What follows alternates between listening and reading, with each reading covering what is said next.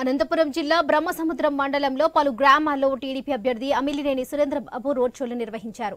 ప్రజలు ఆయనకు హారతులిచ్చి గజమాలతో స్వాగతం పలికారు.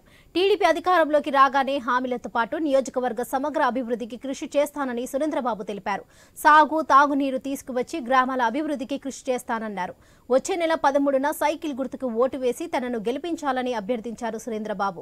గ్రామస్తులు పలు సమస్యలను ఆయన దృష్టికి తీసుకువచ్చారు. దీంతో ఎస్సీ కాలనీలో ఇళ్ల పట్టాలు ఇచ్చి ఇల్లు నిర్మిస్తామని భరోసా ఇచ్చారు. జగనే మళ్లీ అధికారంలోకి వస్తే రాష్ట్రం మరింత అంధకారంలోకి పోతుందని సురేంద్రబాబు ఆరోపించారు.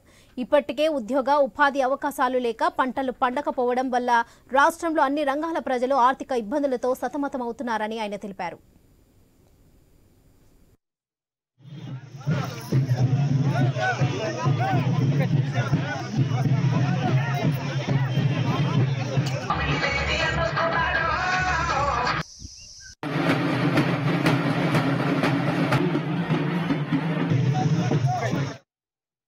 రాయలపుదొడ్డి గ్రామానికి రావడం జరిగింది. ఈ రాయలపుదొడ్డిలో ప్రజలు అపూర్వ స్వాగతం పలికారు. ముఖ్యంగా మహిళలు, వాళ్ళ స్వాగతానికి ధన్యవాదాలు. వాళ్ళు ఇక్కడ చాలా సమస్యలు తెలియజేశారు. మాకు రోడ్లు బాగలేవు, అలాగే మాకు ఇంటి స్థలాలు లేవని, అలాగే ఇంటి పట్టాలు లేదా అలాగే పెన్షన్స్ కూడా తక్కువ ఉన్నాయి, రావట్లేదు సరిగాని.